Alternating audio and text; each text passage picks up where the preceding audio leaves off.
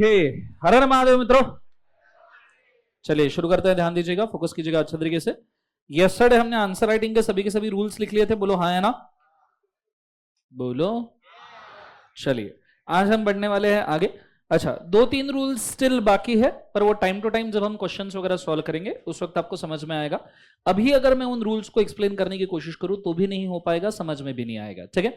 So there are few rules जो write करना बाकी है, तो आपके रूल्स वाले उस पेज को ब्लैंक छोड़ दीजिएगा, प्रोबेबली उसके बाद के भी एक पेज को ब्लैंक छोड़ दीजिएगा, ठीक है।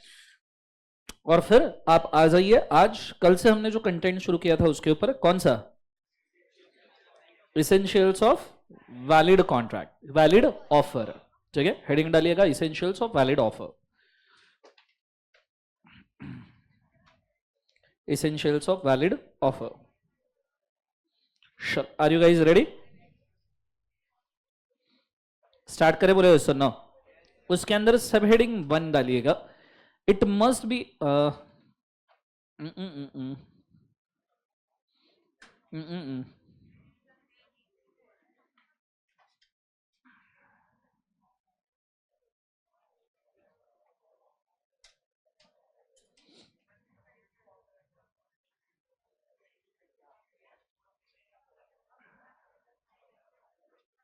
ओके, उसके अंदर पॉइंट नंबर 1 डालिएगा।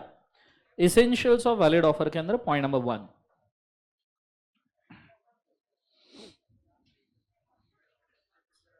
ओके, मतलब सब हेडिंग 1 आएगा, ये मेन हेडिंग है इसेंशियल्स ऑफ वैलिड ऑफर, सब heading 1। It must be capable of creating legal relation, it must be capable, it must be capable of creating legal relation. ठीक है, इससे लीगल रिलेशन बनना चाहिए। Okay, first and foremost thing, what do you mean by legal relation? What do you mean by legal relation? मैंने आपको enforcement legally के 3 effect बताए थे, याद है, बोलो हाँ है ना। Legal object, legal consideration and तीसरा पॉसिबिलिटी ऑफ परफॉर्मेंस, याद है। तो यहां लीगल रिलेशन का मतलब है कि 3 चीजें होनी चाहिए। कौन कौन सी? Legal object, legal relation. अभी तुम्हारा लंच ब्रेक था क्या? इसीलिए प्रोसेसिंग थोड़ा स्लो लग रहा है मेरे को तुम्हारा। कितने बजे लंच ब्रेक है? तो मैं कितने घंटे पढ़ाने वाला हूं? क्या दिया ही क्यों? सांस लेने के पहले लेक्चर खत्म हो जाएगा।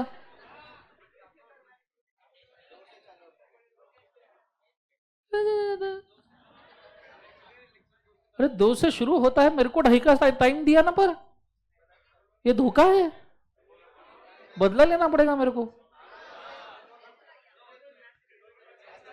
विजू भैया ने मेरे साथ धोखा किया। करारा जवाब दूंगा, रुको। सच में 3:30 तक लेक्चर है? मेरे को बोले 4 तक ले लो, बोले तुम।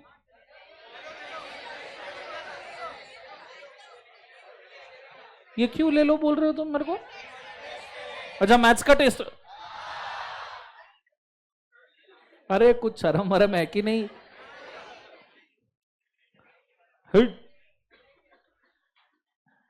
This is fraud.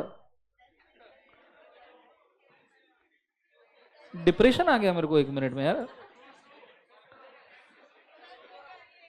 क्या करो? नहीं, मेरे को इट्स ओके। सो लिखना,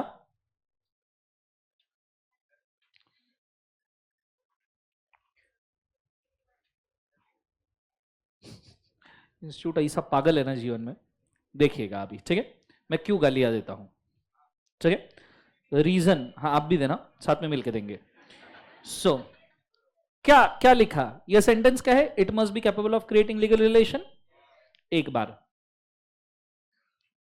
offers must be such as in the law is capable of being accepted and giving rise to the legal relation. दूसरा वाला सेंटेंस पहले वाले से कुछ डिफरेंट है क्या?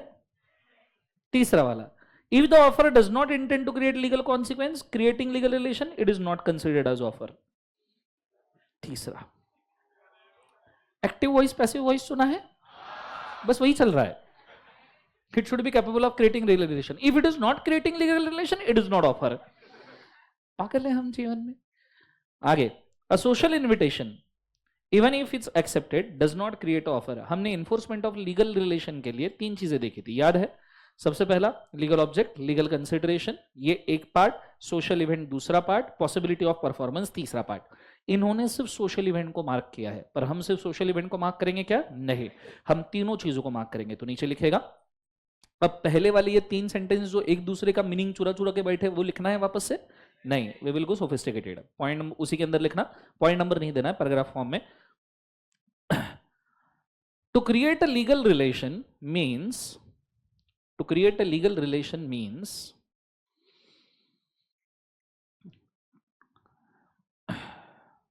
to comply with all following requirements. To create a legal relation means to comply with all following requirements. Point number A. Point number A. There should be legal object and legal consideration. Point number A, there should be legal object and legal consideration. Point number B, it should not be social agreement. It should not be social agreement. Point number C, it should be possible to perform. It should be possible to perform. Point number B में it should not be social agreement, point number C में it should be possible to perform. तीनों जरूरी है ना बच्चों? बोलो हाँ है ना? उसके नीचे पैराग्राफ करके लिखिएगा, नंबर नहीं है ये, पैराग्राफ करके लिखिएगा। Contravention of any one of the above. मैं स्पीड में बोल रहा हूं क्या? सॉरी, कंप्लीट कर लीजिए एबीसी। होल्ड, एबीसी हो गया सबका? अब बोलू, बोलो यस और नो। लिखेगा contravention of any of the above, contravention of any of the above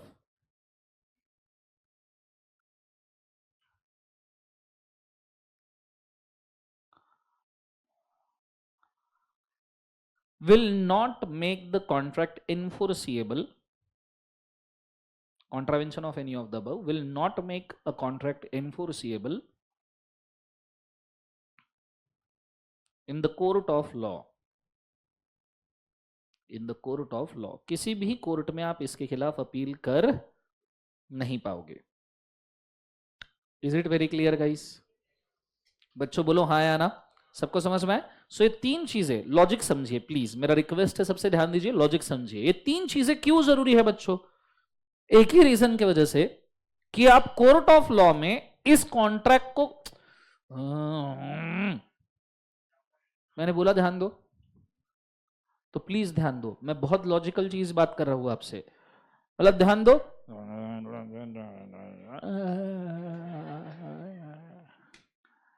ध्यान दो प्लीज, ठीक है?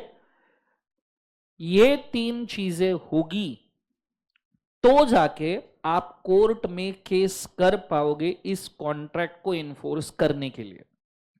ये तीनों होगी, तो तीनों में से एक भी टूटी तो आप कोर्ट में नहीं जा सकते। समझो सामने वाले पार्टी ने कॉन्ट्रैक्ट तोड़ दिया तो you do not have any remedy, you do not have. पढ़ाते वक्त में टेंट कैसे कैसे इनका अटेंशन, पढ़ाते वक्त क्यों एंट्री मारनी है तुमको?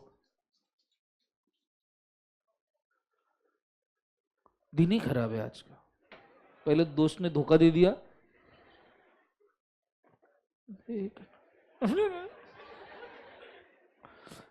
प्लीज ध्यान दे। ये 3 चीजें रहेगी, तीनों रहेगी। तीनों कौन कौन सी? Legal object, legal consideration, possibility of performance, और ये सोशल ऑफर नहीं है तो ही आप कोर्ट ऑफ लॉ में इसको एनफोर्स करने के लिए स्टैंड कर पाओगे, अदरवाइज कोर्ट आपको हकाल देगा। And that's why it is called as intention to create a legal relation. Offer should be given to create a legal relation. Is it very clear? जोर से बोलो एक बार, समझ में आ रहा है पक्का? ओके, ये 3 ही चीजें किसी भी ऑफर को लीगल बनाती है। लीगल का मतलब एनफोर्सिएबल, मतलब एग्जीक्यूट करने लायक। एक बार सब जन बोलो, क्या बोलना है? एग्जीक्यूट करने लायक। इज इट वेरी क्लियर मैं क्या कह रहा हूं? नेक्स्ट वाला हेडिंग दीजिएगा। The offer must be certain and definite. The offer must be certain and definite and not vague. The offer must be certain and definite and not वेग। Offer certain और definite होना चाहिए, वेग होना चाहिए क्या? बोले एक बार। नहीं। Okay, what do mean by certain and definite? Terms of offer पूरे क्लियर होने चाहिए। इसका मैंने सबसे बेस्ट एग्जांपल आपको दिया था, प्रॉपर्टी के कॉन्ट्रैक्ट्स एकदम क्लियर होता है। तुम जिंदगी में जब सीए बन जाओगे, बनोगे ना, इस चीज पे भी ब्लू टिक नो रिप्लाई। तुम जीवन में सब सीए बन जाओगे, उस दिन जिस दिन तुम तुम्हारा पहला घर खरीदोगी, will see first time the agreement. हर एक चीज, इवन आपके घर का इंच इंच लिखना पड़ता है, सेंटीमीटर सेंटीमीटर लिखना पड़ता है आपके एग्रीमेंट के ऊपर। So it should be very certain, it should B क्या बोले एक बार, वेरी सर्टन। कोई भी चीज वेग नहीं होनी चाहिए। मैंने इसको फ्लैट बेचा 4 BHK, कितना मेजर का, कितना कारपेट एरिया है, कितना वॉल एरिया है, एमिनिटीज क्या है, क्या वैल्यू में बेचा, व्हाइट में बेचा या कैश में बेचा, गवर्नमेंट रेडी रेकनर रेट क्या है, जो कंस्ट्रक्शन है कौन से टाइप का है, इस फ्लैट के वजह से तुम्हें मेंटेनेंस कितना लगने वाला है, प्रॉपर्टी का टैक्स कितना लगने वाला है, फ्लैट में इलेक्ट्रिसिटी मीटर 1 फेज्ड है, 2 फेज्ड है, 3 फेज्ड है, हर चीज का डिटेल देना पड़ता है। पार्किंग कितने हैं, एडिशनल पार्किंग अवेल हो सकता है क्या, फ्लैट के वजह से कोऑपरेटिव सोसाइटी जो हाउसिंग वाली है उसमें शेयर सर्टिफिकेट मिलेगा क्या, ये फ्लैट इसके पहले किसी के पास था क्या, बैंक ने इस फ्लैट के ऊपर कभी लोन दिया था क्या, लोन दिया है तो वो रीपे किया था क्या, रीपे किया है तो बैंक का एनओसी है क्या। Are you understanding? You have to check minimum 50 to 70 points before purchasing a property. That is called absolute definite detail and not vague. Is it very clear? तो जितनी चीजें आपको, इसका कोई चेकलिस्ट नहीं है, नॉर्मल चेकलिस्ट मिल जाएगा but no checklist is exhaustive. अगर आप कॉन्ट्रैक्ट कर रहे हो, none of the checklist is exhaustive, it depends from contract to contract. आपको कुछ ना कुछ खुद के टेलर मेड पॉइंट्स इंक्लूड करने पड़ेंगे। Is it very clear guys? नीचे लिखिएगा, the terms of the offer should be very absolute. The terms of the offer should be very absolute. Live stream में लैग आ रहा है भाई साहब, यहां से एक्सलेंट कनेक्शन चल रहा है। मैं रिफ्रेश कर रहा हूं एक बार वापस से। जितने लोगों को लैग आ रहा है वो कृपया लॉग आउट करके लॉग इन करके देखिए please, this is a request. Please log out and log in, जितने लोगों को लैग आ रहा है। दिन ही खराब है आज का, ठीक है? ठीक है, लॉग आउट करके लॉग इन कीजिए, लैग चला जाएगा, डोंट वरी। क्यों मैंने ये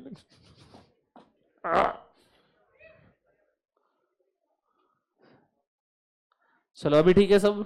ओके, मैंने क्या लिखा एक बार मुझे वापस बोलिए। The terms of the offer, सब जन लिखना शुरू कीजिए हेडिंग के बाद, लाइव स्ट्रीम में भी। The terms of the offer should be very absolute, which means it should be in detail. Very absolute, which means it should be in detail,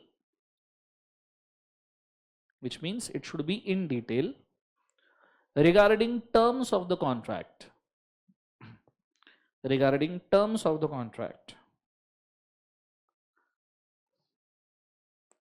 full stop, उसी में continue. There is no exhaustive list of the same. There is no exhaustive list of the same. There is no exhaustive list of the same. It can change from contract to contract. There is no exhaustive list of the same. It can change from one contract to other contract. It can change from one contract to other contract. लिख लिया सबने बच्चों? बोलो हाँ या ना? Everybody yes और no? चलो बहुत बढ़िया। नेक्स्ट वन, थर्ड वाला हेडिंग लिखिएगा। अच्छा, इसके एग्जाम्पल्स भी इंस्टीट्यूट ने दिए हैं, पर नॉर्मली जब आपको एग्जाम में पूछा जाएगा तो किसी एक रूल के ऊपर सवाल आएगा, तो ऐसे सिचुएशन में प्रोबेबली वो केस स्टडी रहेगा। अगर डायरेक्ट क्वेश्चन आ गया state the essentials of offer, तो जो मैं लिखवा रहा हूं उतना भी लिखा तो भी सफिशिएंट है, आपको बाकी कुछ लिखने की जरूरत नहीं है। हाँ, जो थोड़ा टफ लग रहा है उसमें आप एग्जांपल दे सकते हो, जैसे इन्होंने दिया, इन्होंने ऑयल का एग्जांपल दिया, एग्जांपल ऑलरेडी हमने बनाया था। यस और नो, दोनों के बीच में यस और नो, कि इसने इसको ऑयल बेचा पता नहीं कौन सा, किस यूज के लिए, ठीक है, मल्टीपल यूजेस होते हैं ना ऑयल के। सो इन सिचुएशन में आप नॉर्मली बोल रहे हो जो ऑयल के डिटेल्स, तो जैसे इन्होंने बोला है A offers to sell B 100 quintal of oil, there is nothing whatever to show what kind of oil was intended, the offer not capable of being accepted for want of, केवल एक बार से certainty. Is it very clear? तो आपको measures mention करना पड़ेगा, oil कौन सा है वो मेंशन करना पड़ेगा, उस ऑयल का सब टाइप मेंशन करना पड़ेगा। कई बार ऑयल के कॉन्ट्रैक्ट इतने क्रिस्टल क्लियर होते हैं कि वो कंसिस्टेंसी ऑफ ऑयल भी मेंशन करते हैं कि ऑयल कौन से लेवल पे कंसिस्टेंट होना चाहिए। Is it very clear? तो ये चीज को भी याद रखिएगा। अगला heading, the offer must be communicated. अगला sub heading, offer must be communicated to offeree. The offer must be communicated to offeree. Offer must be communicated to offeree. लिखा सबने? ओके, उसके अंदर लिखिएगा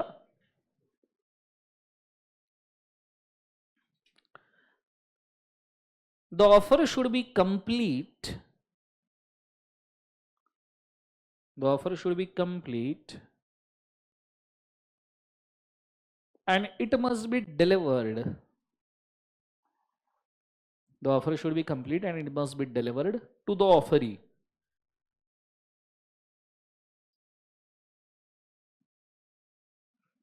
It must be delivered to the offeree.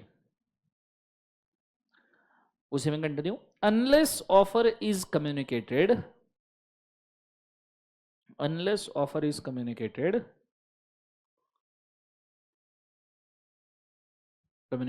offeree cannot give acceptance.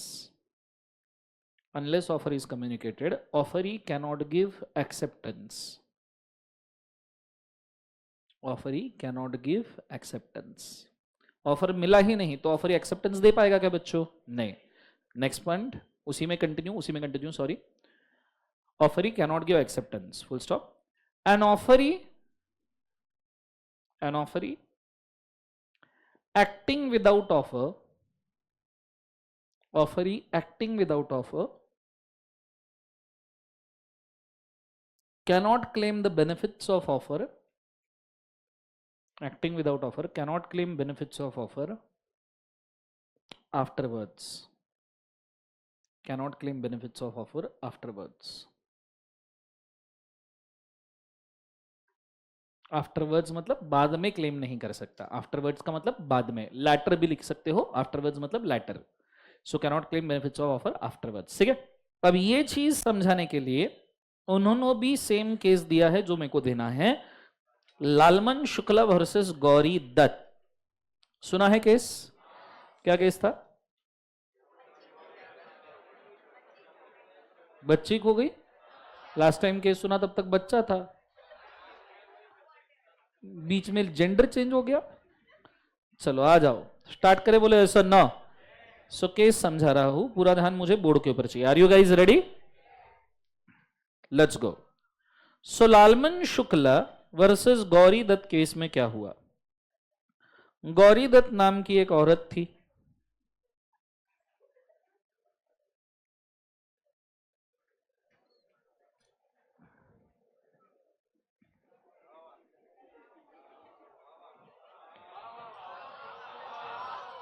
बचपन में मेरे को drawing के पूरे मार्क्स मिलते थे, सच में, तुम्हारी कसम, ठीक है। So she is Gauri Dutt GD, she is Gauri Dutt GD, और इसका एक मुनीम था। कौन था बोले एक बार? मुनीम।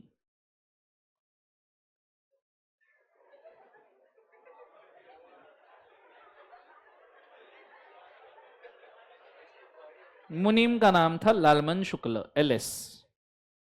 क्या बोले एक बार? लालमन। गौरी दत्त का एक नेफ्यू था, छोटा बच्चा,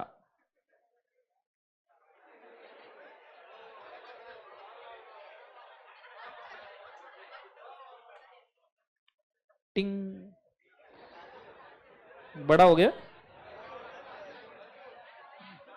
ज्यादा बड़ा हो, छोटा करते इसको, छोटा, ठीक है। सो छोटा बच्चा था, नेफ्यू, एक दिन गौरी दत्त ने इसको एक बलून बलून खरीद के दिया। बलून बलून फुग्गा। सो गौरी दत्त ने इसको बलून खरीद के दिया। बलून में इतना गैस भरा था कि ये उड़ गया और उड़ के किधर तो भी चला गया। अब बलून में ऑब्वियसली धीरे धीरे हवा खत्म होने लग गई तो बच्चा जैसे रास्ते पे जमीन पे आना शुरू हुआ, पर किधर उतरा किसी को पता ही नहीं। ठीक है। जैसे ही गौरी दत्त ने देखा बच्चा बलून के साथ उड़ गया, गौरी दत्त रोने लग गई। जैसे ही वो रोने लग गई, रो रही है। जैसे ही वो रोने लग गई, लालमन शुक्ल से देखा नहीं गया, पता नहीं ऐसा क्या रिश्ता था।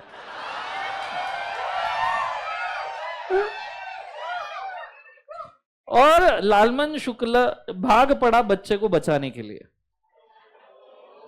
फिर लालमन ने देखा बच्चा किसी एक झाड़ के ऊपर अटका हुआ था। बच्चा किसी झाड़ के ऊपर अटका हुआ था। ठीक है, झाड़ दिख रहा है ना, ये झाड़ है। लालमन शुक्ल ने बच्चे को कैसे कैसे नीचे उतारा, और बच्चे को जब वो वापस लेके जा रहा था तो उसने देखा कि गौरी दत्त ने इन बिटवीन बच्चे के फोटो के साथ पैम्फलेट बनाया है और हर जगह चिपकाया है पूरे गांव में कि जो भी इस बच्चे को ढूंढ के लाएगा उसको गौरी दत्त 5 लाख रुपए का इनाम देगी। लालमन प्यार व्यार सब भूल गया, पैसा आ गया। ठीक है, पैसा है तो बड़ी बड़ी। ठीक है। सो लालमन शुक्ल ने 5 लाख रुपए का इनाम देखा कि भाई साहब बच्चे को ढूंढ के दिया तो 5 लाख मिलेंगे। लालमन शुक्ल खुश हो गया, बोले अरे वाह बच्चा मेरे पास है, 5 लाख मेरे है। लालमन गया गौरी दत्त के पास और गौरी दत्त के सामने बच्चे को प्रेजेंट किया, ये लो आपका बच्चा।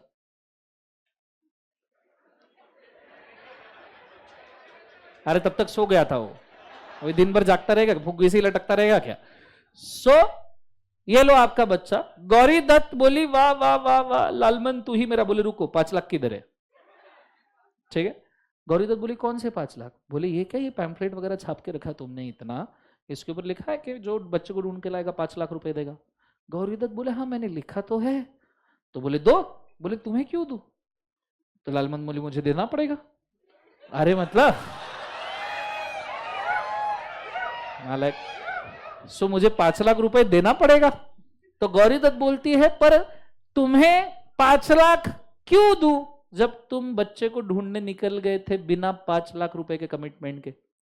जब तुम बच्चे को ढूंढने निकले थे तब तो मैंने ऑफर दिया ही नहीं था और तुमने ऑफर के ऊपर काम ही नहीं किया। हाँ ऐसा रहता कि मैंने तुम्हें पहले ऑफर दिया रहता कि लालमन जाओ बच्चे को ढूंढ के लाओ तो 5 लाख मिलेंगे और तुम तब जाके ढूंढ के लाते तो बात अलग थी। पर तुम तो वॉलेंटरी निकल गए, वॉलेंटरी गए बच्चा ढूंढ के लाए, बाद में तुम्हें पता चला ऐसा कोई ऑफर है। तो तुमने तो ऑफर के ऊपर काम ही नहीं किया ना। If you have not acted on the offer how can you take a benefit of the offer. अगर तुमने ऑफर पे काम ही नहीं किया तो हम तुम्हें बेनिफिट ऑफ ऑफर कैसे दे दे। तो मित्रों मुझे बताओ यहां पर लालमन शुक्ला को 5 लाख मिलना चाहिए नहीं मिलना चाहिए। तो बिल्कुल भी उसको एक फूटी कौड़ी नहीं मिलेगी because he has acted without the offer. कुछ भी नहीं मिलेगा, पैसा वैसा कुछ कुछ अदर थिंग्स नथिंग। कंसेप्ट समझ में आ रहा है सबको। हाँ चुपे नालायक, आइडिया क्लियर है। ये चीज को बहुत अच्छे तरीके से याद रखना। समझ में आया पक्का। तो नीचे अब केस हम हमेशा कैसे लिखते हैं, टेबल वाइज फॉर्मेट में। तो लेफ्ट साइड में केस का नाम लालमन शुक्ल, लालमैन शुक्ला वर्सेस गौरी दत्त।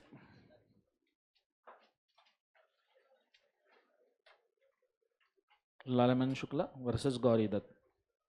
डिसीजन क्या है केस का, the offer must be communicated with offeree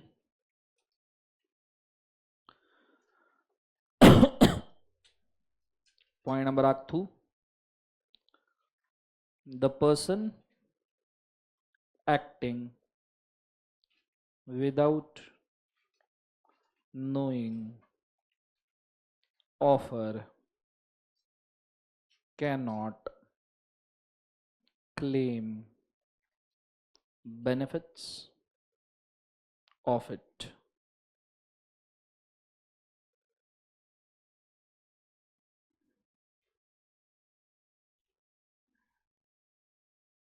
case is regarding communication of offer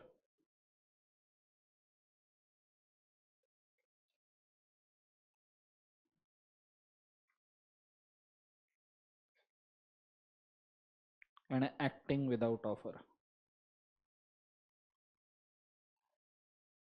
आपके रेफरेंस के लिए आप केस के नीचे लिख सकते हो बच्चा खो गया, तो केस याद आ जाएगा, लिख लीजिए। हाँ हाँ हट रहा हूँ, रुको।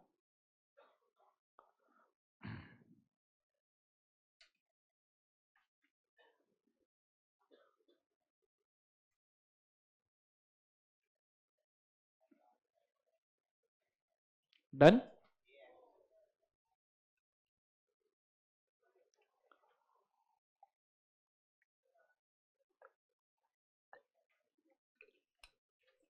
कल छुट्टी है क्या तुम्हें? पक्का है? जोर से बोलो ऐसा ना। एक रिक्वेस्ट करूँ क्या तुमको, मानोगे मेरी बात? कल आ जाओ आप 2:30 पौने 3 बजे, ठीक है? दे दो मेरे को 3-4 घंटे, शाम मस्त। एक हाथ 2 ब्रेक लेंगे बीच में, 4-5 घंटे तक कॉन्ट्रैक्ट पढ़ेंगे, ठीक है? ये प्रॉमिस है बोर नहीं होगा, ये प्रॉमिस है थोड़ा सा फ्रस्ट्रेट हो जाओगे। बोर और फ्रस्ट्रेशन दोनों अलग बातें हैं, ठीक है? क्या गाना गाओगे? क्या संबंध? ये डील तो कहीं टर्म्स में लिखा ही नहीं था, offer should be absolute and not वेग।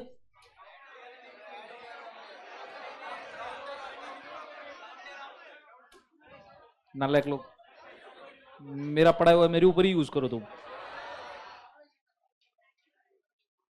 ठीक है? कल आते हो फिर? आराम से एक काम करो, 3 बजे आओ, 6-7 बजे का समय निकाल के, ठीक है? 3-4-5 घंटे पढ़ेंगे आराम से। क्यों मैं बता रहा हूं, अपन जिस स्पीड से जा रहे हैं ना, मैं कोई स्पीड के ऊपर कॉम्प्रोमाइज कर नहीं रहा, बहुत डिटेलिंग में सब कुछ पढ़ा रहा हूं, तुम उसका रिजल्ट देख लोगे। एडिशनली हमको आंसर राइटिंग करना है, उसके लिए भी हमको समय लगेगा, ठीक है? उसके एडिशन में एक और चीज़ है, मेरे शेड्यूल 12-15 मार्च से बहुत ज़्यादा बढ़ जाएंगे, तब रेगुलर फाउंडेशन का बैच भी आएगा, आंसर राइटिंग शेड्यूल भी आ जाएगा, तो क्वाइट पॉसिबली 1-2 दिन गला खराब होने की वजह से अगर मेरा छुट्टी हो सकता है तो मैं उसको कल ही कवर कर लूँ, ठीक है? ऑन द सेफ साइड, तो आपको कोई तकलीफ नहीं होगी और बैच डिले होने के चांसेस 0 होंगे। Is it very clear? तो आप मुझे समय दो, मैं आपको लॉ से आज़ादी दूंगा। क्लियर है? अच्छा, लिख लिया बच्चों सबने? एवरीबडी यस और नो? ओके, ये हो गया लालमन शुक्ला वर्सेस क्या वाले बाजू से Gauri Dutt. Is it very clear guys? Case समझ में आया सबको? ओके, अब आप आ जाइए वापस। केस किस में लिखा था? ऑफर शुड बी कम्युनिकेटेड 1 में। ऑफर शुड बी क्या बोले एक बार जो से कम्युनिकेटेड, ठीक है? फैक्ट उन्होंने भी दिए हैं, पर जैसे मैं कहता हूं एग्जाम में जब तक स्पेसिफिकली ना पूछा जाए फैक्ट लिखने का नहीं। Is it very clear? पर बहुत रेयर चांसेस है कि एग्जाम में वो केस लॉ डायरेक्ट पूछेंगे, उससे अच्छा तो केस स्टडी पूछेंगे ना भाई, वो तो उनके लिए बहुत अच्छी बात है, केस स्टडी पूछ के रेफरेंस में लेना। ये सुनो, नेक्स्ट वाला अगला हेडिंग, सब हेडिंग डालिएगा।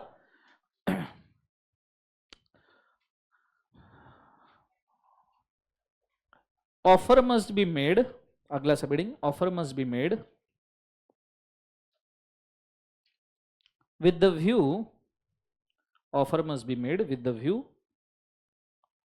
of obtaining, offer must be made with the view of obtaining the assent, the assent, assent means हामी, offer must be made with the view of obtaining assent of the other party, assent of the other party, obtaining the assent of other party। मुझे बताओ what is the meaning of the heading?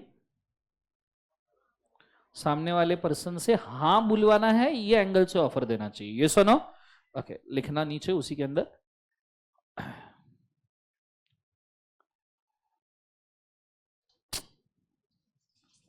Institute में मेरे को draft करने वाला मिल जाए, module draft करने वाला, सब मारेगा ना, बॉम ही फोड़ देगा अंदर डाल के। तो क्या है ये? देखे है पूरा सेंटेंस जैसा का वैसा, ये देख, it must be made with of obtaining other party, offer must be made with of obtaining the assent of other party. काय को आगे addressed and not merely with a view of disclosing the intention to make offer. क्या नया बोल दिया तुमने? अच्छा उसके बाद खत्म हो गया तो हेडिंग बनाया ही क्यों? पॉइंट लिख देता सीधा सीधा, क्या गलत था? देखो नीचे देखना, the offer shall not be a mere disclosure. The offer shall not be a mere disclosure. The offer shall not be a mere disclosure of the information. The offer shall not be a mere disclosure of the information.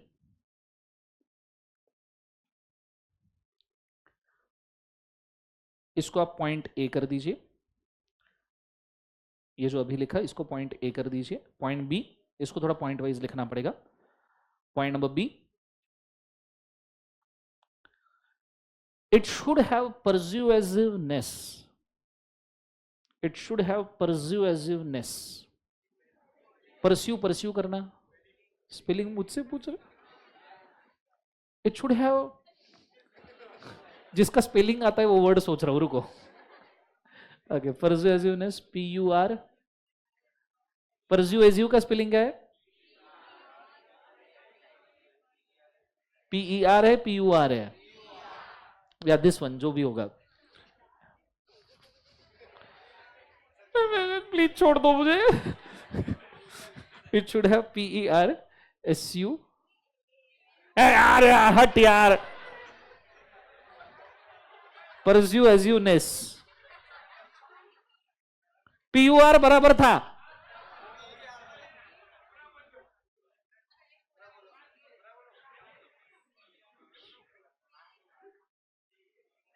मेरे को आज समझ में आया persuasive का मेरा spelling इतना खराब है कि गूगल ऑटो करेक्ट में भी नहीं दे रहा.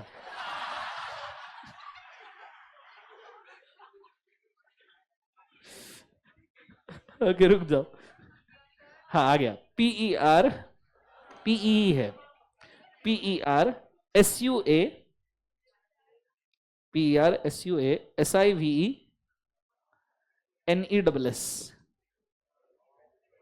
PERSUA SIVENESS. परसुएसिवनेस, सुनिएगा 2 मिनट के लिए. स्पेलिंग नहीं पता, इंटेंशन पता है. परसुएसिवनेस का मतलब होता है कि ऐसी चीज जो सामने वाले को परस्यू करे, मोटिवेट करे ऑफर को एक्सेप्ट करने के लिए. That is called persuasiveness. जब तुम तुम्हारे दोस्त को बोलते हो चल चाय पीने चलो, वो बोलता है नहीं, देन यू बिकम परसुएसिव कि चलना प्लीज चलना, बस क्या पैसे चाहिए तो तू दे पर चल. समझ में आ रहा है सबको? You become persuasive. उसको आप थोड़ा सा और बहलाने फुसलाने की कोशिश करते हो. सो पॉइंट नंबर बी में क्या लिखवाया? It should have the persuasiveness to accept the offer, to accept the offer for the offeree, to accept the offer for the offeree. Accept the offer for the, क्या बोले एक बार जो से offering, full stop. Point number C, mere disclosing a fact, mere disclosing a fact for a contract, mere disclosing a fact for a contract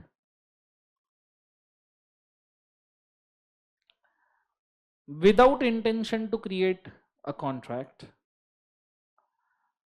mere disclosing the fact of a contract without intention to create a contract, without intention to create a contract is not a valid offer, is not a valid offer. Full stop. लिख लिया सबने? Next point. अच्छा इसका मतलब समझा? जब आप offer दे रहे हो, मैंने बोला था ना इसके पहले कि समझो, क्या नाम था? कार्टिया. हाँ कार्टिया, टनिया और कार्टिया. अब समझो कार्टिया ने ऑफर दिया, किस लिए ऑफर दिया? जस्मिन को ऑफर दिया कि आई लव यू, और बाद में कार्टिया ने बोला हाँ बोलना है तो हाँ बोलना है तो जाते लेने. ठीक है, तो ऐसे सिचुएशन में क्या इसमें परसुएसिवनेस है क्या बच्चों? जोर से बोलो एक बार. सुनो, there is no persuasiveness, there is no offer. Is it very clear?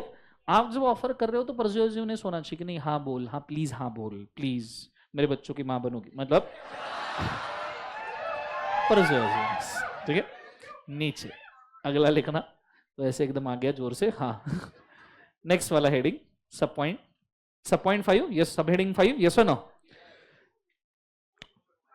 5 आएगा बेटा, ये 5 आएगा। ऑफर में बी कंडीशनल, ऑफर में बी कंडीशनल,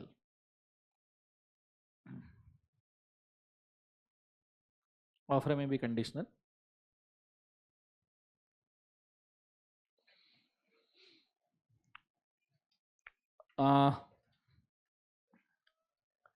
काउंटर ऑफर सुना है हमने? जोर से बोलो सर नो। थोड़ा सा आप सोचो, थोड़ा सा, आई विश कि आप थोड़ा डिटेल में सोचो प्लीज, थोड़ा सा आप डिटेल में सोचो तो you will understand. Counter offer is nothing but original offer plus condition. बोलो हाँ है ना? Counter offer is nothing but original offer plus condition. तो काउंटर ऑफर ये ओरिजिनल ऑफर को कंडीशनल करने का सबसे बेस्ट एग्जांपल है। सबको समझ में आ रहा है? पर अब काउंटर ऑफर ओरिजिनल ऑफर को कंडीशन सिर्फ प्राइस के बेसिस पे करता है कि फॉर एग्जांपल मेरे को ये फोन बेचना है 1.5 लाख में, ये बोला नहीं सर मैं फोन तो लेना चाहता हूं पर 80,000 में लूंगा, तो काउंटर ऑफर बट कंडीशनल, पर ये सिर्फ प्राइस बेसिस पे रहा। पर ऐसे सिचुएशन में आप फर्दर कंडीशंस भी डाल सकते हो। जैसे मैंने बोला कार्टे को मैं तेरे को फोन बेचना चाहते हूँ 1.5 लाख में, कार्टे बोलता है चलो सर ठीक है 1.5 लाख में तुम्हें फोन ले लूंगा, डिलीवरी मेरे को आज के आज चाहिए। अभी इतना सा कंडीशन डालने की वजह से भी ऑफर चेंज हो गया। ये एक्चुअली काउंटर ऑफर ही है but not negotiating with the price, negotiating with the delivery. Every conditional offer, please do understand this very clearly, बहुत गौर से सुनिएगा मैं जो सेंटेंस बोल रहा हूं। Every conditional offer made by offeree, every conditional offer made by offeree, offeror ने तो दे दिया, every conditional offer made by offeree is always a counter offer either in the terms of price or other conditions. Is it very clear? तो आपने offer देने के बाद offer किसी भी चीज के ऊपर अगर नेगोशिएट कर रहा है, भले ही वो प्राइस हो या भले ही कोई और चीज हो, उसे हम काउंटर ऑफर ही कहते हैं। Is it very clear? Yes or no? पर what if ऑफरर ने ही ऑफर देते वक्त कंडीशन डाल दी तो? फॉर एग्जाम्पल मैंने बोला ये फोन मैं आपको बेचना चाहता हूं, चलो 1.5 लाख नहीं ये फोन मैं आपको बेचना चाहता हूं 1 लाख में, ओनली इफ इसका डिलीवरी आप 1 हफ्ते बाद लेने के लिए रेडी हो। Now this is offer by offerer with condition itself कि फोन तो दे रहा हूं पर 1 हफ्ता। जैसे आप कार लेने जाते हो, जैसे आप बाइक लेने जाते हो, जिस दिन आप कार या बाइक के लिए पैसे देते हो उसी दिन डिलीवरी मिलती है क्या?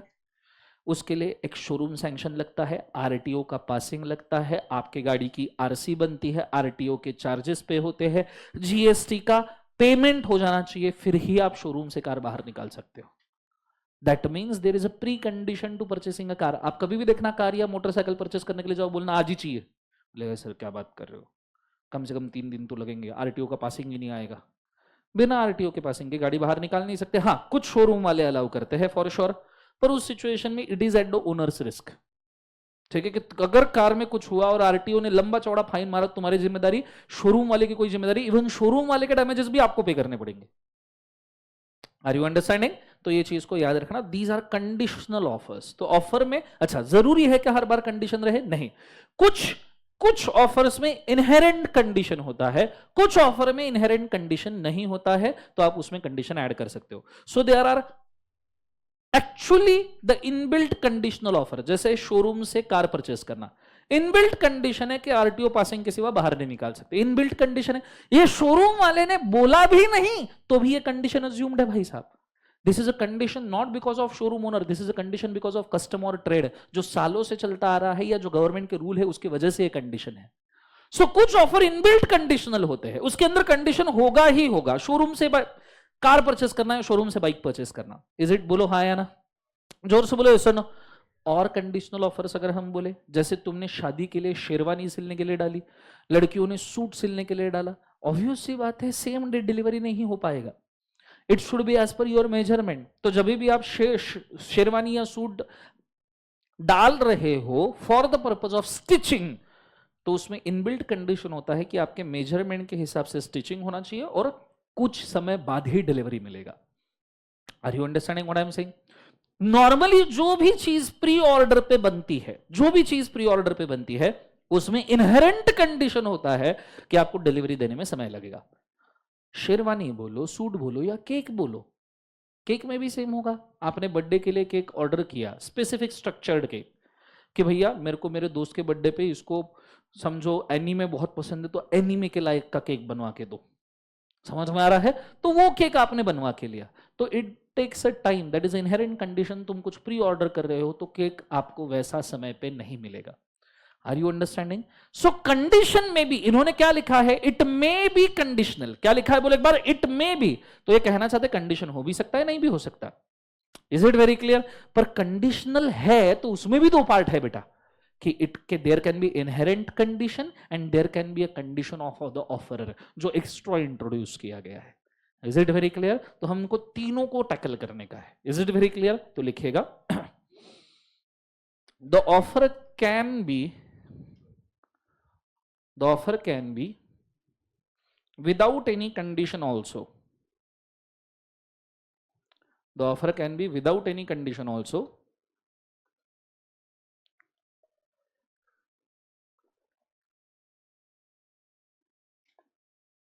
The offer can be without condition also, but if it is with the condition,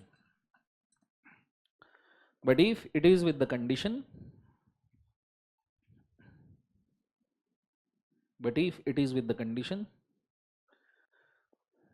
it can be inherent condition, it can be inherent condition or expressed condition. It can be inherent condition or expressed condition.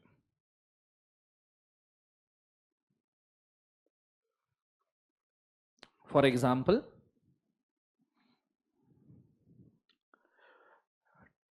time required for delivery of the goods.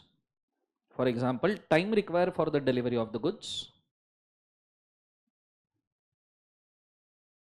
Time required for the delivery of the goods, which are custom made, which are custom made, is inherent condition, is inherent condition. Time required for a delivery of the goods which are custom made is inherent condition. लिखा सबने? बच्चों बोलो हाँ या ना? Yes or no? However, उसी में continue, however,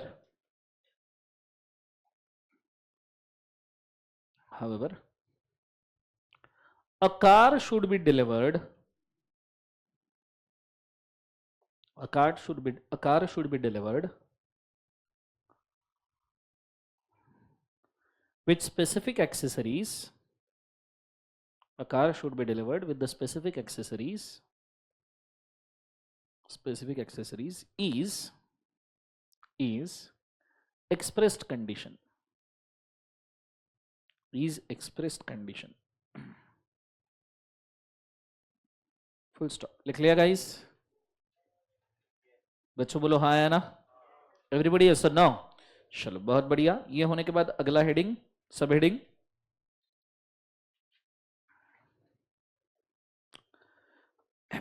the non-compliance of condition, the non-compliance of condition does not amounts to acceptance. Non-compliance of condition does not amounts to acceptance. Non-compliance of condition does not amounts to acceptance. ठीक है, अब ये क्या है बहुत अच्छे से सुनिएगा। समझो कार्टिया, कार्टिया अभी ना अंबानी की शादी फॉलो कर रहा था। इसको ऐसा लग रहा था कि इसको इनविटेशन आएगा, पर कार्टिया को कोई भी इनविटेशन, जोर से बोलो, नहीं आया। फिर कार्टिया ने शादी सोशल मीडिया पे फॉलो की, तो उसने देखा नीता अंबानी जी ने एक एमराल्ड वाला नेकलेस पहना था। एमराल्ड मालूम है ना? लड़कियों को तो मालूम होगा कम से कम, लड़कों के ऊपर डाउट है मेरे को, एमराल्ड समझता है तुमको? कौन सा लाड है सर, कौन सा लाड? एमराल्ड, पाचू पाचू, ग्रीन कलर का डायमंड, बेस्ट। हाँ, सो एक ग्रीन कलर का एमराल्ड देखा इसने सोशल मीडिया पे कि नीता अंबानी ने एक ग्रीन कलर का एमराल्ड वाला नेकलेस पहना है। दिख रहा है नेकलेस? इसमें ग्रीन कलर के ऐसे डायमंड लगे हैं। और एक मतलब क्या, मैं डिजाइनर हूं क्या जीवन में? एक और इतना भी निकाला वही बहुत है जीवन में। सो ग्रीन कलर का क्या पहना है बोले एक बार जो से एमराल्ड। तो कार्टा ने क्या किया, एक एग्रीमेंट बनाया। एग्रीमेंट में ये लिखा कि if I want to offer Mrs Nita Ambani that I will purchase this emerald necklace, इसकी वैल्यू 400 करोड़ की है, 400 करोड़ का नेकलेस है सिर्फ, इसमें तुम्हारा नेक से लेके लेस तक सब जाएगा। समझ में आ रहा है सबको? आए ना? सो 400 करोड़ का क्या है बोले एक बार, नेकलेस। तो कार्टा ने एक ऑफर भेजा बाकायदा ड्राफ्ट करके, बॉन्ड पेपर के ऊपर साइन करके, I offer Mrs Nita Ambani that she shall sell me this emerald necklace at ₹100 if she does not, ऊपर से क्या लिखा, if she does not reply, if she does not reply within 7 days, within कितने दिन? 7 days, it is assumed that offer is accepted, that offer is कल एक बार accepted। बोले मेरे को 7 दिन में उन्होंने कम्युनिकेट नहीं किया तो मान लूंगा ऑफर एक्सेप्टेड है। मुझे एक बात बताओ, नीता अंबानी सच में रिप्लाई देने वाली है तो ऑफर एक्सेप्ट हो गया ना? लेके आजा, कहना ऐसे ऑफर एक्सेप्ट हो गया। सब जन बोले सर ना, तुम छोड़ दो, तुमको देना नीता अंबानी का नेकलेस है, तुम क्यों झगड़ रहे हो? नीता अंबानी का नेकलेस है, तुम क्यों झगड़ रहे हो? बॉटल पे झगड़ रहे हो? शाम को झगड़ते हैं बॉटल पे, अभी नहीं। शाम को इतना इतना, शाम को, अभी नहीं, ठीक है? Let's go. सो समझ में आया? अब मुझे एक बात बताओ, ये जो कंडीशन है कि 7 दिन में नीता अंबानी ने रिप्लाई नहीं दिया तो मैं मान लूंगा कि 100 रुपए में बेच दिया, जाओ कोर्ट ऑफ लॉ में, 7 दिन बाद केस फाइल कर दो नीता अंबानी के ऊपर कि बोलना इसने रिप्लाई भी नहीं दिया, नेकलेस भी नहीं दे रही, दोनों में से एक चीज तो मिले मेरे को। बोलो हाँ है ना? तो मुझे एक सीधी बात बताओ, क्या यहाँ पे ये ऑफर वैलिड माना जाएगा? से अंडरस्टैंड, बोलने का मकसद क्या है? एग्जाम्पल भले ही फालतू है, लर्निंग समझिए। You have mentioned such a condition, non-compliance of which is amounting to acceptance. तुमने ऐसा कंडीशन बना डाला जिसका नॉन कंप्लायंस एक्सेप्टेंस को लीड हो रहा है। इससे तो ये भी लिख सकता था कार्टे कि I offer to purchase ₹100 emerald necklace if Nita Ambani does not go to moon and come back within 1 day। ये भी लिख सकते हो ना, I assumed offer is accepted. लिखने के लिए तो तुम इम्पॉसिबल इवेंट भी डाल सकते हो कि I offer miss Nita Ambani to purchase her emerald necklace at ₹100 if the sun does not arise from the west tomorrow, I assume that offer is accepted. तुम कुछ भी लिख सकते हो, you can put any condition and make this offer happen.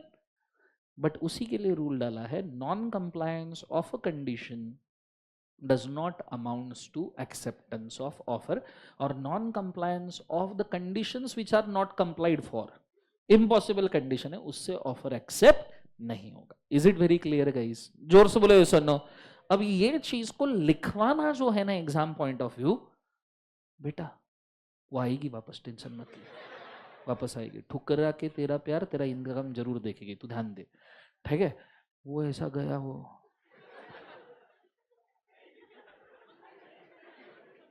आएगी आएगी, ठीक है? ध्यान दो। सो अब मैं क्या बोल रहा हूं सुनिएगा, इसको लिखवाना बहुत मुश्किल है बच्चों। ये चीज मैं जो बोल रहा हूं ना, इसको वर्ड फॉर्म में प्रेजेंट करना बहुत मुश्किल है। तो मैं आपको जो लिखवा रहा हूं probably that may not satisfy you और नॉट इवन वैल्यूअर।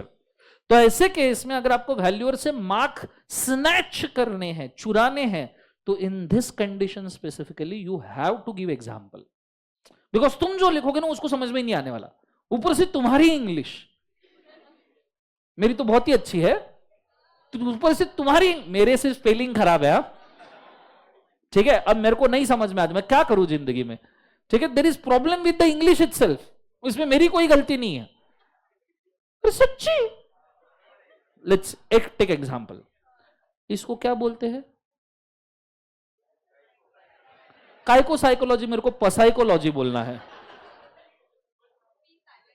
पी क्यों साइलेंट है, उसको लाउड करो, प साइकोलॉजी। किसने बोला पी साइलेंट है, कि कौन है, कौन जिसने पी साइलेंट किया इसमें, नॉलेज, मेरे लिए नॉलेज की स्पेलिंग नॉ ले,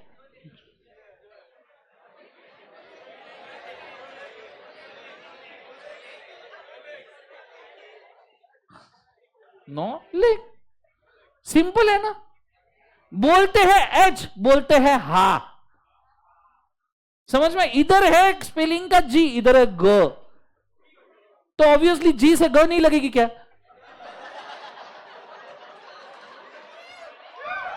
कई लोन का स्पेलिंग लोन भी है, लोन का स्पेलिंग लोन भी है, LOANLONE, दोनों लोन ही है ना, आर यू अंडरस्टैंडिंग, मेरी गलती नहीं, ऊपर से इसमें से किसी का लॉजिक भी नहीं दिया,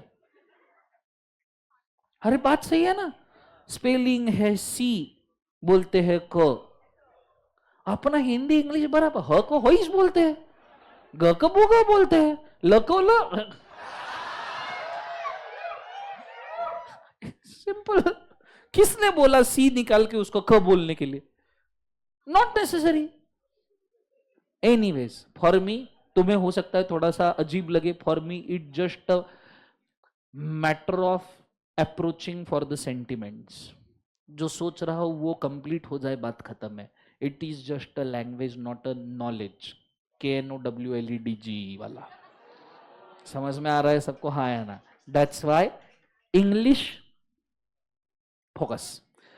तो एनीवेज में तुमको इस रूल में जो भी लिख के दूंगा वो वैल्यूअर को समझ में आने वाला नहीं है, unless and until you mention example in this rule, it's not going to work. If you want to earn the mark, इस rule में specifically you should write an example. Is it very clear guys? जोर से बोले सुनो तो नीचे लिखिएगा इसके अंदर,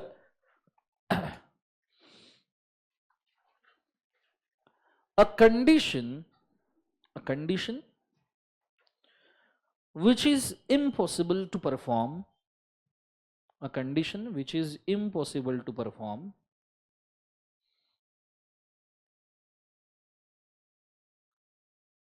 or difficult to perform,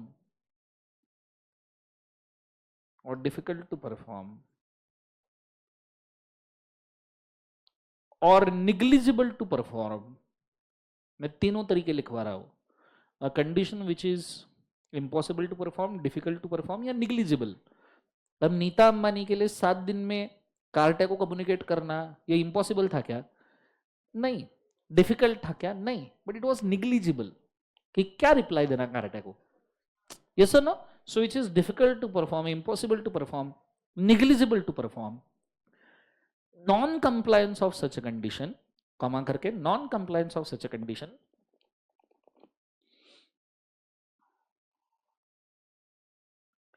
cannot create any obligation for offer, cannot create any obligation for offer, cannot create any obligation for offer, बोलता हूं ना, hold, cannot create any obligation for offer, full stop. इसके ऊपर case भी हुआ है, मैं case का नाम मेंशन कर रहा हूं, प्रोबेबली इन्होंने मॉड्यूल में वो नहीं दिया है, हालांकि इस केस में 2 अजम्पशंस है, 2 रूल्स लगते हैं, कितने रूल्स लगते हैं बोले एक बार, 2, और दोनों को मैं यहां पे बोलना चाहूंगा, हो सकता है ये केस मॉड्यूल में आ गया है। केस का नाम क्या है पता है, anyone have heard Felthouse versus Bindley, Felthouse versus Bindley, ठीक है, केस के ऊपर बहुत अच्छे से ध्यान देना, इसमें 2 रूल्स है, ठीक है, दोनों रूल्स मैं एक्सेप्ट करूंगा, ठीक है, दोनों रूल्स समझाऊंगा। फेल्टहाउस ने बिंडले को ऑफर भेजा कि मैं तेरी कार ₹2000 में परचेस करना चाहता हूं। अब ये पुराना केस है तो 2000 इज फाइन इनफ। कि फेल्टहाउस ने बिंडले को ऑफर भेजा, मैं तुम्हारी कार परचेस करना चाहता हूं, कितने रुपीस में? बोले एक बार उसे 2। If you do not reply within 7 days, no reply in 7 days, उसने कंडीशन डाला 7 दिन में रिप्लाई नहीं दिया, तो ऐसे सिचुएशन में assumed to be offer is accepted. Assumed to be offer इस के बाद उसे एक्सेप्टेड, ऐसा अज्यूम किया जाएगा कि ऑफर या एक्सेप्ट हो चुकी है। मुझे बताओ क्या ये वैलिड ऑफर हो सकता है? जोर से बोलो, हो सकता है? नहीं। 7 दिन तक बिंडले ने कोई एक्सेप्टेंस नहीं दिया, ना ही कोई कम्युनिकेशन किया। फेल्टहाउस ने बिंडले के ऊपर केस ठोक दिया कि नहीं मेरे को कार चाहिए 2000 में। क्या बिंडले सेल करने के लिए जिम्मेदार है? नहीं। इसमें दो चीजें, कौन से रूल है? पहला तो मैंने आपको लिखवा के दिया, putting of a condition non compliance of which does not amounts to acceptance. ऐसा कोई भी कंडीशन डालना जिसको ना कंप्लाई करके एक्सेप्टेंस हो रहा है, वो कंडीशन ही इनवैलिड है। Is it right? दूसरा एक और इसके ऊपर आएगा डिसीजन जो फ्यूचर में आपके काम में आएगा, silence does not amounts to acceptance. Silence does not amounts to acceptance. समझ में आ रहा है? ये आगे एक्सेप्टेंस के अंदर हम पढ़ेंगे कि साइलेंस या एक्सेप्टेंस नहीं बनता। यहां बिंडले ने 7 दिन तक कुछ नहीं बोला, कुछ भी रिस्पॉन्ड नहीं किया, तो इसका मतलब ये नहीं कि उसने एक्सेप्ट कर लिया। Is it very clear? हाँ, कुछ केसेस ऐसे होते हैं जिसमें silence can amount to acceptance, हम वो भी एक्सेप्शंस देखेंगे। पर ये केस 2 बार यूज होने वाला है। पहला, conditions non compliance of which does not amounts to acceptance. दूसरा, silence does not amounts to offer acceptance. Is it very clear guys? जोर से बोले सर नो। तो नीचे केस लिख के रखिए। यहां के लिए कैसे लिखते हैं हम केस? हमेशा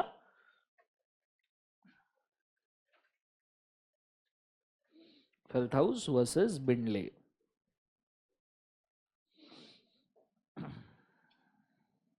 लिखना, condition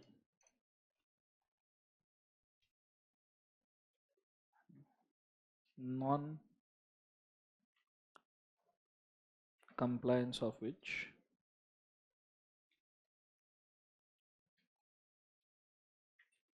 does not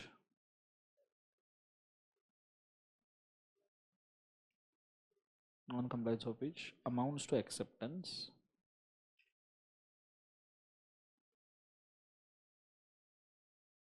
is invalid. Condition non-compliance of which amounts to acceptance is invalid.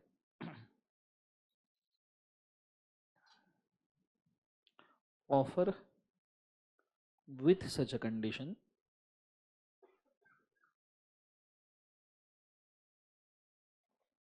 itself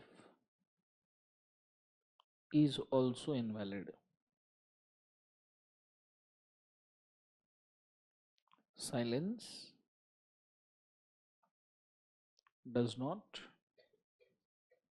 amounts to acceptance.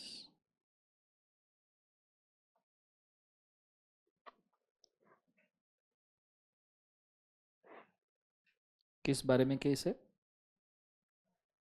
Condition for offer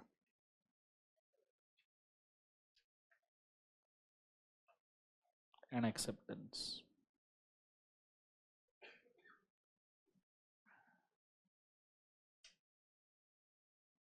तुम अगर ये सोच रहे हो दर्शन सर को साइलेंस का स्पेलिंग नहीं आता, तो तुम सही सोच रहे हो। चलो डन हो गया सबका? हाँ है ना? Everybody yes sir no? Sir आपको देख के ये यकीन जरूर होता है कि इंस्टीट्यूट स्पेलिंग नहीं चेक करती है ना? चलो डन गाइस। सो यहाँ पे एक और केस कंप्लीट हुआ। केस का नाम क्या है बोले एक बार? फेल्टहाउस वर्सेस बिंडले। और एक और ऑफर का इसेंशियल अपना खत्म हुआ। ठीक है, नेक्स्ट इसेंशियल क्या हुआ? समय हो गया?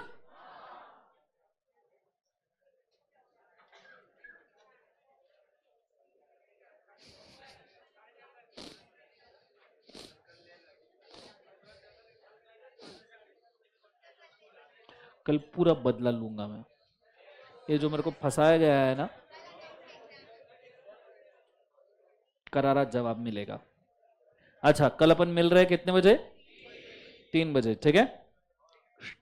अच्छा खासा फ्रेश होके आना, ठीक है। खाना अगर खाने वाले हो दोपहर को 3 के पहले, तो खा के 1 घंटे की नींद लेके यहाँ 3 बजे पहुंचना, ठीक है। ऐसे ही खा के उठ के मत आ जाना यहाँ पे। Is it very clear?